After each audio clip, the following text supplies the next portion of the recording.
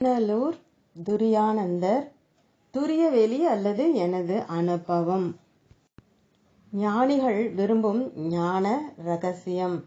நாம் நமது மனம், பஞ்சபூத்த உடல், உலகம் யாவும் ஜால வினோத மாயாகாரிய பொய் தோற்றமென கண்டு தெளிய வேண்டும். நீங்கள் சந்தேகிக்கலாம், தர்க்கிக்கலாம். எதை கொண்டு? மாயா காரிய மனதை கொண்டு. ஊன்றி பார்த்தால் உண்மை விளங்கும். அதற்கு நன்றாக விளங்கும்படி திருஷ்டாந்தம் கூறுகிறேன். இப்போது எப்படி இருக்கின்றோம்? எனது நிலம், எனது வீடு, எனது மனைவி, எனது மக்கள், எனது பொருள் என்று யாருமே நமது பாசத்தால் கட்டுண்டிருக்கிறோம். 5 வயதில் எப்படி இருந்தோம்? எந்த பாசம் நம்மை கட்டுப்படுத்தியது? பந்தமற்ற அறிவு விளங்க பெறாத உருவமாக இருந்தோம். 1 வயதில் ஒன்றுமறியாத குழந்தையாக இருந்தோம். தாயாருடைய 10 மாத கர்ப்பத்தில் கண், காது, மூக்கு முதலிய அவயவங்களுடன் கூடி இருந்தோம். 6 மாத கர்ப்பத்தில் உருவம் பதிந்தும் பதியாமலும் இருந்தோம். 1 மாத கர்ப்பத்தில் பிண்ட வடிவமாக இருந்தோம். அதற்கு முன் பனித்துளியில் பாதியாக உள்ள ஜல வடிவம்தான். இப்பொழுது எனது மனைவி, எனது மக்கள், எனது பொருள் என்று சொல்கிறது. எப்படியெனில், மாயா காரிய ஜாலக்காரன் மாங்கொட்டையை பூமியில் புதைத்து ஜலம் விட்டு அதன் மேல் கூடையால் மூடி அடுத்த நிமிடத்தில் கூடையை திறந்து மாம்பழமும் காயும் பிஞ்சும் பூவும் தளிரும் கிளையும் கூடிய செடியை காண்பிப்பது போல ஜல வடிவத்தை மாதாவின் கர்ப்பம் என்ற கூடையில் வைத்து கண், காது, மூக்கு, வாய், கை, கால் முதலிய அவயவங்கள் அமைத்து வேஷம் கட்டி வெளியில் தள்ளிவிட்டான். அந்தோ கொடுமை, கொடுமை! நம் உருவமே உண்மையாக பொய் தோற்றமல்லவா? அதிகம் சொல்வானேன்? இவ்வளவு மனத்தினால் விளைந்த மாயா காரிய செயலேயாகும். நமக்கும் பகவானுக்கும் வெகு தூரம் இருப்பதாக அஞ்ஞானிகள் நினைக்கிறார்கள். சிறிது தூரம் இருப்பதாக பக்தர்கள் சொல்லுகின்றார்கள். யோகிகள் அவரவர் சரீரங்களிலிருப்பதாக சொல்கிறார்கள். ஞானிகள் தானே என்கிறார்கள். எல்லாம் முடிந்தவர்கள் ஒன்றும் பேசாது தனக்கு அந்நியம் ஒன்றும் இல்லை என்று ஆன்ம திருஷ்டியில் ஆழ்ந்து மகா மௌனத்தில் இருந்து விடுகிறார்கள். வீட்டிற்குள் இருப்பவன் வெளியில் இருப்பவனை பார்க்க வேண்டுமாயின் ஜன்னல் கதவுகளை திறந்து பார்க்க வேண்டியது அவசியம். ஆனால் வீட்டுக்குள் இருப்பவன் தன்னை பார்ப்பதற்கு யாதொரு உதவியும் வேண்டியதில்லை. அதை போல தனது ஆத்மாவை காண உதவி ஒன்றும் வேண்டியதில்லை. கடவுள் முதலில் அற்புத மாளிகை ஒன்றை, அதாவது மானுட தேகமாகிய வீடொன்றை கட்டி முடித்ததும் இதில் யாரை குடி வைப்பது என்று ஆலோசித்தார். முடிவில் நாமே தான் குடியிருக்க வேண்டும் என்று தீர்மானித்து மானுட தேகத்தில் குடிபுகுந்து கொண்டார். அதை நீ மறந்தாய் போலும். நீ உயரிய அந்த பெரிய பேர்வழி என்பதை மறந்து திரிகின்றாய். சிவானந்தன் துரியானந்தரை கண்டு நான் மோட்சமடைய, கடவுளை காண, தன்னை அறிய, அறிவு பிரகாசமடைய, ஆத்மா அனுபவம் பெற, அனிமாதி அஷ்டமா சித்தியின் உண்மையை காண மிக சுலபமான அபியாசம் ஒன்றை எனக்கு திருவாய் மலர்ந்தருள கேட்டுக்கொள்கிறேன் என்று பிரார்த்தித்தான். துரியானந்தர்: நீ கேட்பது உனக்கு உண்டாகும் துக்கத்தை நிவர்த்தி பண்ணவும் பரமானந்த பிராப்தி அடையவும் தானே இது மிகவும் உத்தமமான காரியம். மனிதர்களுக்கு சுத்த மனதென்றும் அசுத்த மனதென்றும் இருவகைப்படும். சுத்த மனதென்பது மழை பெய்துவிட்டு மேகங்களற்ற தெளிந்த ஆகாயம் போலுள்ளது. இதில் விவேகி வேண்டுமானால் புண்ணியத்தை தரக்கூடிய நல்ல எண்ணங்களை மாத்திரம் உட்புகுந்து உலாவ விடுவான். இது மேலான பரமபதத்தை கூட்டுவிக்கும். இவனுக்குள்ள குணத்தை தேவகுணம் என்பார்கள். அசுத்த மனது என்பது கலங்கிய சேறு போலுள்ள ஜலம் மாதிரி இருக்கும். இம்மனதில் சதா தீய எண்ணங்களை சுழன்று கொண்டிருக்கும். இதனால் மேலும் மேலும் பாவ கர்மமே சம்பவிக்கும். இவனுக்குள்ள குணத்தை அசுரகுணம் என்பார்கள். ஞான துறையில் இறங்குவோன் அறவே தீய குணத்தை விளக்கி நல்ல குணத்தை மாத்திரம் உட்புகும்படி விடுவான். அபியாசம் முதிர்ந்து அனுபவம் ஏற ஏற நற்குணத்தையும் கடந்து நிர்குணங்களில் நிற்பான். அது சமயம்தான் அருள் பிரகாசிக்கும். சிவானந்தன்: உண்மை தத்துவம் விளங்கியது. ஓடும் மனதை உள்ளே ஒடுக்கும் உபாயம் ஒன்றை வியக்தமாக தெரிவிக்கவும். துரியானந்தன்: உயரிய உத்தமமான இரகசிய முறை ஒன்றை உனக்கு சொல்லுகின்றேன். அப்பப்பா, இந்த மனதோ பொல்லாதது. கண்டால் ஒடுங்கும், காணாவிடில் அலையும், ஆளை பார்த்து ஏமாற்றும். இதையே உளவு கண்ட வடலூர் ராமலிங்க சுவாமிகள், மனம் என்னும் ஒரு பேய்க்குரங்கு மடப்பயலே, நீதான் மற்றவர் போல் என்னை நினைத்து மருட்டாதே கண்டாய். என்று மனத்தை வெறிட் என்று வெறுட்டுகின்றார். உனக்கு அதி தீவிர முயற்சியும் சூட்சும புத்தியும் இருக்கின்றபடியினால் சுலபத்தில் மனதை மாய்க்கும் உபாயம் பிரணவ உபாசனையை சொல்லுகிறேன் கேள். இப்புத்தகத்தின் முதல் அத்தியாயத்தில் முன்னுள்ள பிரணவ நடராஜரை பார். அதில் பஞ்ச அச்சர ரகசியம் இருக்குமிடம் தேடி கண்டுபிடி.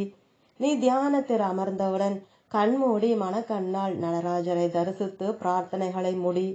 முதல் அத்தியாயத்தின் தலைப்பில் பல கதிர்களின் மத்தியில் உள்ள பிரணவத்தை நன்றாக பார்த்துக்கொள். கண்மூடி தியானத்தில் இருக்கும்போது மனக்கண்ணால் உன் புருவ மத்தியில் நிதானமாக 3½ மாத்திரம் நீளம் பிரணவத்தை ஓ என்று எழுது. பிறகு அவ்வெழுத்தின் மத்தியில் என்று எழுது. இப்படி எழுத 3½ மாத்திரை காலம் சென்றது போல அதே நேரம் சும்மா இருந்து மீண்டும் பிரணவத்தை முன் போலவே நிறுத்து. எழுது. தியானத்தில் இதே தொழிலாக வைத்துக்கொள். பலனை ஒன்றும் கோரி எதிர்பாராதே. முதலில் சாதாரண அபியாசி சிறு ருத்ராட்ச மணி அல்லது துளசி மணி 108 மணி கொண்ட ஜபமாலை கையில் பிடித்து காலை மாலை தனித்து உட்கார்ந்து கொண்டு பிரணவத்தை முன் கூறியது போல 108க்கு குறையாமல் செய்தால் போதுமானது. இதற்கு உடை சுத்தம், உடற் சுத்தம், மன சுத்தம் தான் பத்தியம். அதிதீவிர அபியாசிக்கு ஜபமாலை வேண்டியதில்லை.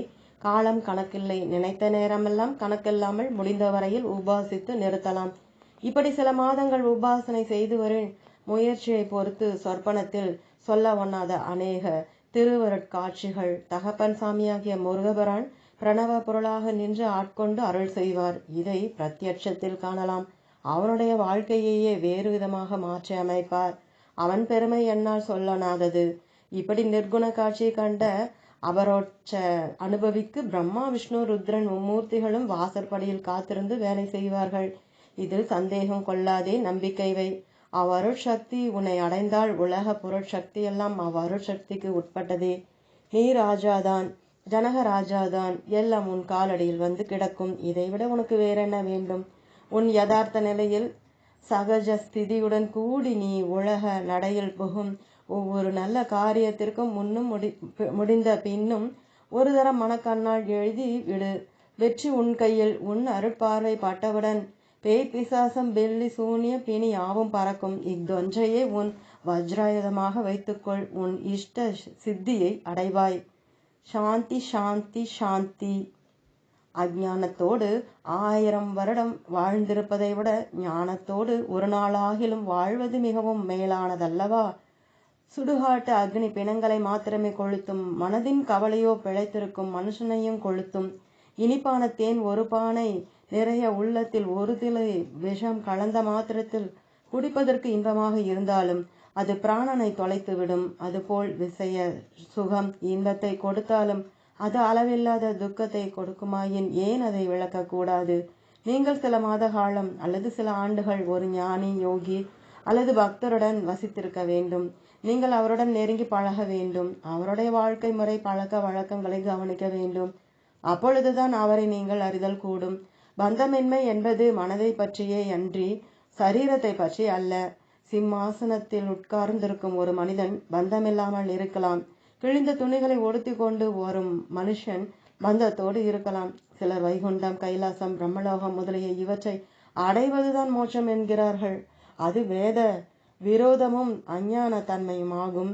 ஆகாயத்திலாவது, பின் பக்கத்திலாவது, பாதாளத்திலாவது, பூதாளத்திலாவது மோட்சம் என்பது இல்லை. சங்கற்பத்தை ஒழிப்பதனால் சுத்தமான சொரூபத்தின் உணர்வே மோட்சம்.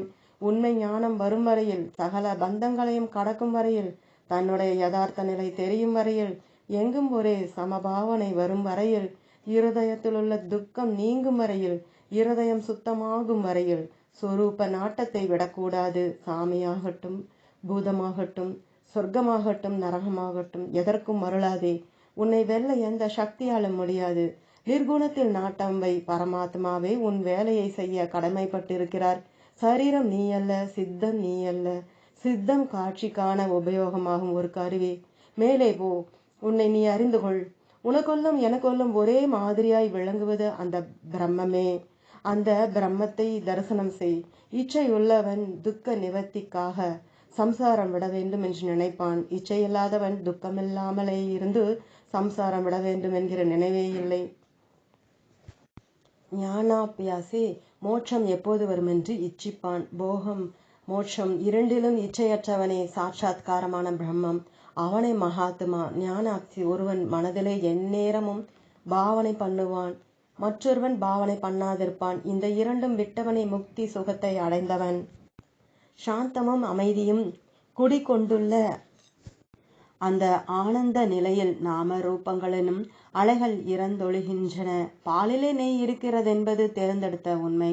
ஆனால் எவ்வளவு முயற்சிக்கு மேலே பாலில் தோய்ந்துள்ள நவ நீதத்தை திரட்டி எடுக்க வேண்டும்.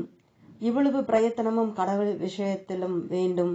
நமது உள்ளத்து திடீரென்று தோன்றும் எண்ணங்கள் நம்மை ஆட்டி வைக்க முடியாதபடி அவைகளை அடக்கியாள வேண்டும்.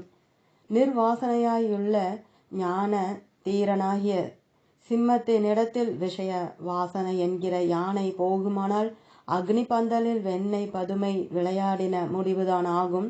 சாந்த புருஷனானவன் சகல விவகாரத்திலே இருந்தாலும் சுகமே அனுபவிப்பான். சுகமாகவே வருவன், சுகமாகவே போவன், சுகமாகவே படுத்துக்கொள்வன், சுகமாகவே பேசுவன், சுகமாகவே அனுபவிப்பன். தைரிய புருஷனானவன் எங்கும் சுகமாயிருப்பான். எதேச்சையாக சஞ்சரிப்பான். வனத்தில் இருந்தாலும் ஜனங்களிடத்தில் இருந்தாலும் சரியாக பார்ப்பான். அறிந்தும் அறியாதிருப்பான், பார்த்தும் பாராதிருப்பான், சொல்லியும் சொல்லாதிருப்பான். இப்படிப்பட்ட நிர்வாசனை உண்டானவனுக்கு இணை ஒருத்தரும் இல்லை. வாழ்க்கையே ஒரு வகை போர்க்களம்தான். மனம் துளியேனும் கலங்க வேண்டாம் என்ற பெரியோர். போர் வீரனை போல ஒரு சிரிப்பு சிரித்து விட வேண்டும். ஞான அபியாசி முதல் தன் தேக திடத்தை கவனிக்க வேண்டும். குறிப்பிட்ட அளவுக்கு சரீர பலம் வேண்டுவது மிக அவசியம். சரீரத்தை அலட்சியமாக எண்ணாதிருக்க வேண்டும். இந்த நம் சரீரம் மிகவும் பெருமை வாய்ந்த இறைவனது திருக்கோயிலாகும். இது ஏதோ ஒன்றை அடைவதற்கே இப்பூமியில் ஜனித்துள்ளது என்று எண்ண வேண்டும். கடவுளை அடையும் பொறுப்பு நமக்கு அதிகமாய் இருப்பதால் அப்பொறுப்பினை ஏற்பதற்கென அளவற்ற பலமும் களங்கமற்ற பரிசுத்தமும் நம்மிடம் உறுதியான நம்பிக்கையும் இறைவனிடம் குன்றாத பக்தியும் அருளும்படி இறைவனை சதா பிரார்த்திப்போமாக. ஆத்ம ஞானம் வாழ்வினை முற்றும் மாற்றி விடுகிறது. இவ்வாத்ம ஞானம் அடைய பெற்றவர் தமது வாழ்வினை மாற்றிக்கொள்வதோடு ஏனையோரது வாழ்வினையும் தலைகீழாக மாற்றி அமைக்கின்றனர். நாம் ஆண்டவனை காணவில்லையானால் அது நமது அறியாமையாலேயே. ஒரு பெரியாரிடம் போய் ஒருவன் தான் நற்கதி அடைய வழி என்னவென்று கேட்டான். அதற்கு பெரியார், என்றே இப்பொழுதே நற்கதை அடைந்து விட்டாய், இவ்வுண்மையை நம்புதலே நற்கதை அடையும் வழியாம் என்று மறுமொழி கூறினர். அதன்படி நம்பி தன் வாழ்க்கையை இன்ப வாழ்க்கையாக்கி நடந்து நற்கதை அடைந்தான். தன்னில் தானாய் அமர்ந்திருப்பவன் பரமானந்தத்தை அனுபவிக்கின்றான். அவன் செல்லுமிடமெங்கும் ஸ்வர்க்கத்தை தன்னோடு கொண்டு போகிறான்.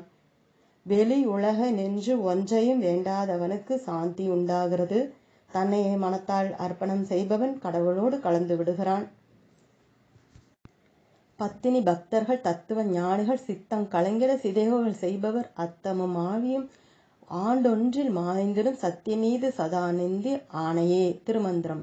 கற்புடைய ஸ்திரீகள், பரமனடியார்கள், ஞானிகள் இவர்களை மனம் நோகும்படி அதிக்கிரமம் செய்பவர்களுடைய தேகமும் அதிலுள்ள உயிரும் வருஷம் ஒன்றில் அழிந்து விடுவார்கள் என்று மேலே திருமூலர் சொல்லுகிறார். ஆனால் ஞானிகள் தனக்கு இடையூறு செய்பவர்களுக்காக வீணாக அழியப் போகின்றார்களே என்று இறக்கப்படுபவர்களை தவிர அவர்கள் கெட நினைக்கவே மாட்டார்கள். காலன் என்பதும் ஜால கூற்றே. கருட புராணத்திலும் ஆத்ம புராணத்திலும் மரணாவஸ்தை 72,000 தேள்கள் கொட்டுவதற்கு நிகராய் இருக்கும் என்று சொல்லப்பட்டிருக்கிறது. இது மக்கள் உள்ளத்தில் அச்சத்தை உண்டு பண்ணி அவர்கள் மோட்சத்திற்கு வழி தேடுமாறு வற்புறுத்தவே சொல்லப்பட்டதாகும். மரண காலத்தில் சிறிதும் துன்பம் இல்லை என்று ஞானோதயம் பெற்ற ஆத்மாக்கள் ஒருமித்து கூறுகிறார்கள். மரண காலத்தில் அவர்களுக்கு ஏற்பட்ட அனுபவத்தை அவர்கள் தெளிவாக விளக்குகிறார்கள். இந்த ஸ்தூல சரீரமான பெரும் பாரத்திலிருந்து நீங்க விட்டதாகவும் அதிலிருந்து பிரியும் பொழுது பூரண அமைதியை அனுபவித்ததாகவும் அவர்கள் சொல்லுகிறார்கள். மாயையானது இந்த உடம்பை பற்றிய வீணான அச்சங்களை உண்டு பண்ணுகிறது. அது அதன் இயற்கையாகும். மரணத்தை பற்றி அஞ்ச வேண்டாம். நீ அமரன், அழிவற்றவன். ஓம் தொடரும்.